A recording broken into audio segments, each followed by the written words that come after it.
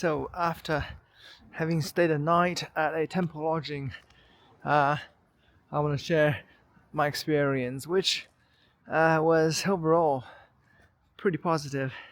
I'm glad I took the trouble to get all the way to Koyasan and experience a night and stay at night at a monastery. It's a very unique experience, but it's not for everybody.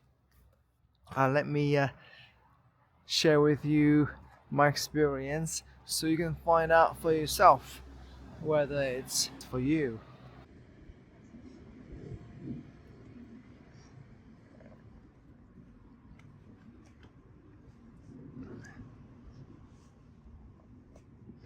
One other thing I want to point out is the location of this temple.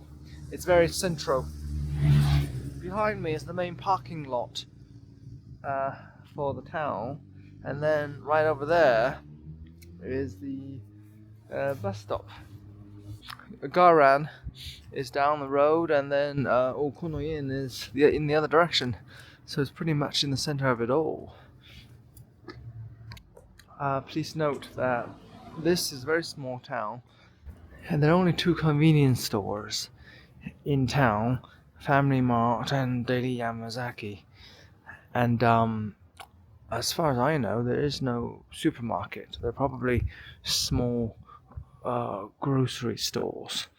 Well, there are some restaurants nearby. As far as I can tell, a lot of them are vegetarian.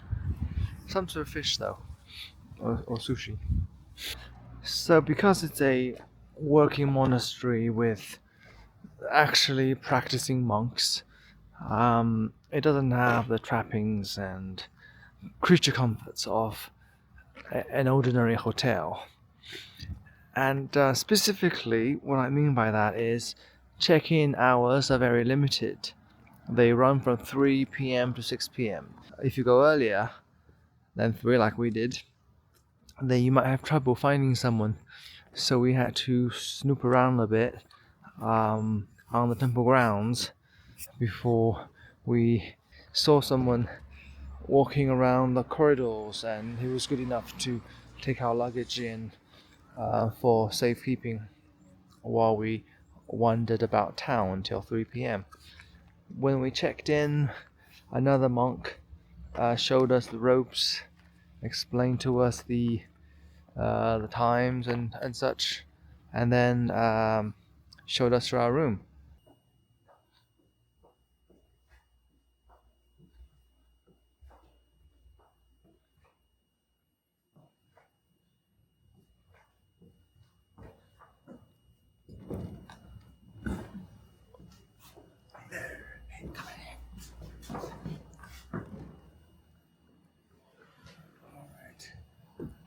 So this is our room in the Joki-in temple. Okay, I wanted to keep my voice down because we're in a temple and it's very peaceful and quiet outside. This door, as you can see, is not really solid. It's got a wooden frame, and then this thing here, I'm not sure what it is. It feels like maybe fiberglass or some kind of translucent plastic. And so are the walls. So the walls are no more solid than the door. Literally paper thin. It's actually paper. Although it does have some insulating properties because the room is getting warmer. Speaking of which, when we got here, the room was like in the 40s or 50s. It was very cold.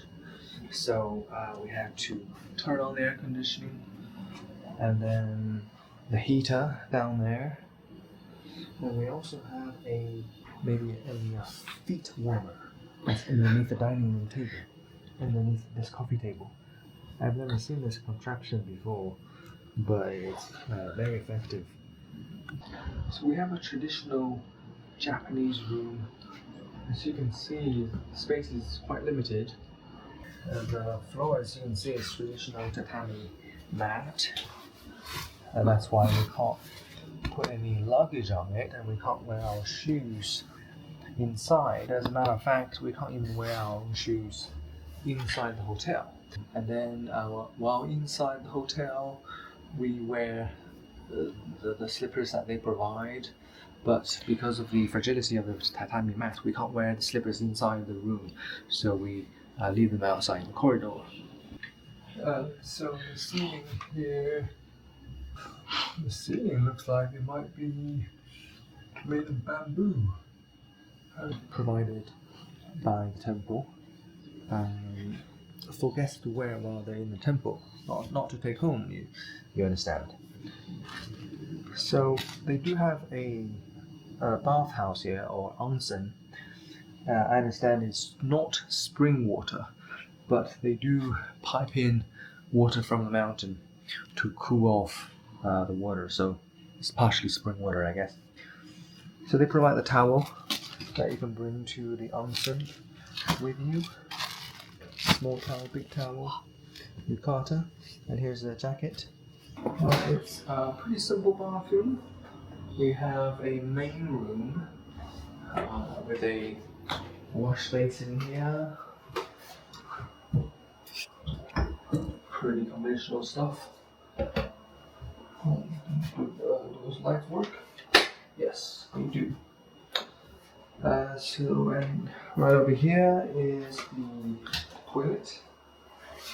Okay, and then like all the hotels, there's a dedicated slipper just for the toilet. And it's a bathroom with a bidet. Very nice. Okay, and here lastly we have a shower room. Looks like it's a pretty cozy room with not sure what brand that is, but you've got body wash, shampoo, conditioner. Right, well that's that. And inside the bathroom there's another heater just for the bathroom. This is going to be essential. Dinner is served at 5:30 p.m. sharp inside the room. So they will bring the food over here.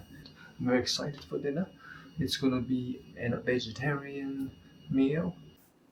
The food has arrived and it looks amazing. It's all vegetarian and you've got a little bit of everything. I am very impressed, first of all. A monk came in and brought all this stuff by himself, and then turn on the heater, and then the heated the wax underneath here. It's boiling away. As soon as the boil stops, it's cooked.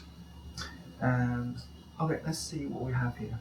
We have some what looks like grilled vegetables. I'm not sure what this is. Looks kind of gooey. Yeah, I'll find out. This is obviously tempura, vegetable and legume tempura. You have a shisho leaf, eggplant, probably pumpkin, a sweet potato, and then there's something underneath here. This is for the tempura dipping. Some more vegetable, pumpkin, probably tofu, shiitake mushroom, and celery. Okay, this is more vegetables. This is, I'm sure, tofu, and there's more tofu underneath there. Some arugula, cabbage, and mushrooms. So you have here, this is probably pickled cucumber, and then daikon, I'm assuming, and some more pickled food. This is tofu. Yep. Miso soup, I'm assuming. There's well, not miso soup. Maybe it's soba. Some kind of a noodle dish. Soup noodle. And orange juice for dessert. Alright. And they have a big bowl of rice here. That's pretty hot, I've been told. Okay. I think that's the name of the monastery in Kanji.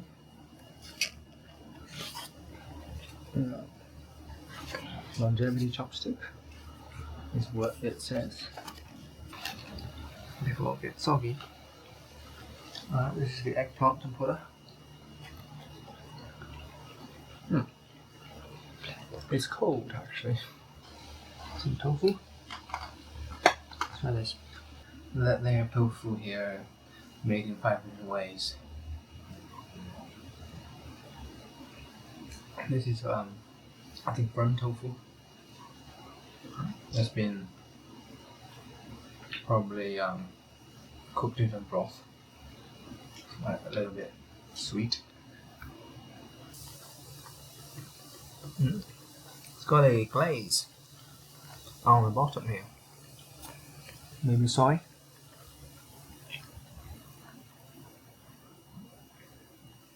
Oh, that's the best so far. It's got a real creamy, very fine texture. That's really good tofu. It almost feels like mousse. No, yeah. This is really well made. And the sauce is, I think it's soy based. Yeah. That's very good. Interesting. I think this is maybe soba.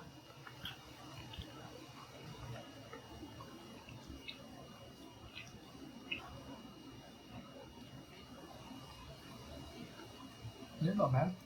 It's lukewarm. The soup is very subtle. I'm assuming it's some kind of a dashi soup. I wonder what this is.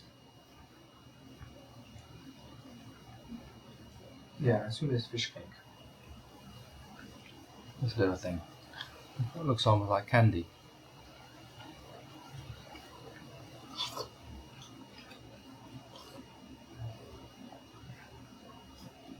Yeah, that's really easy to eat. Goes down very easy. So this is interesting. Inside this tofu pouch is a mochi.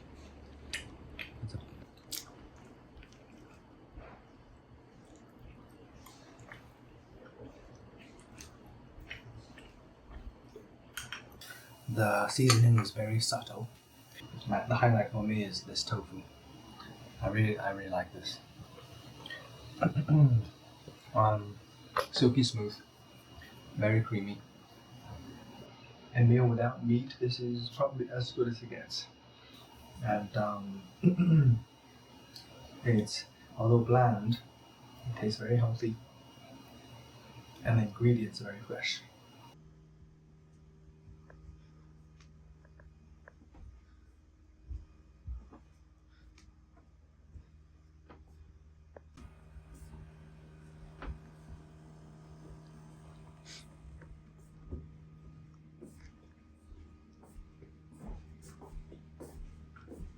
I went for the morning prayer, which begins at 6:30, goes until 7, and it was freezing in the prayer room. I could see my breath, and I could not feel my feet. So there's like an audience area where lodgers can spectate, and then there was an abbot flanked by 3 or 4 monks, and they chanted for about half an hour, and in the middle of that they asked people to go to the front to the altar one by one and light incense to pray. So that was very nice, and I felt I participated in the morning prayer. Afterwards, the abbot came out, talked to us about the history of the temple and the Shingon religion, the Shingon sect, and he was very nice. and he invited us to take pictures. So that was a very good experience. If you come here, definitely join the morning prayer, even though it's rather early for some people. Breakfast is a simple affair. There's pickled vegetables, this tofu dish that's got like ginger and beans and stuff inside, and it was stewed in a soup. That was really good, very flavorful. Also a miso soup, rice. It was very simple but filling, and pretty tasty as well.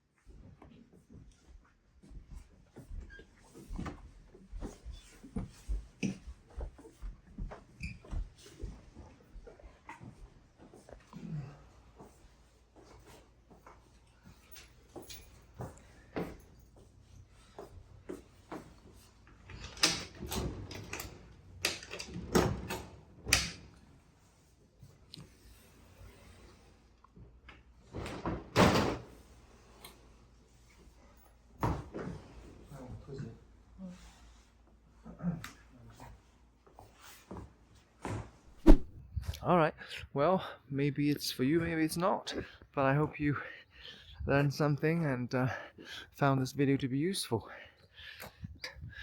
So, well, this is where I'll leave you. Thank you very much for watching again. Goodbye.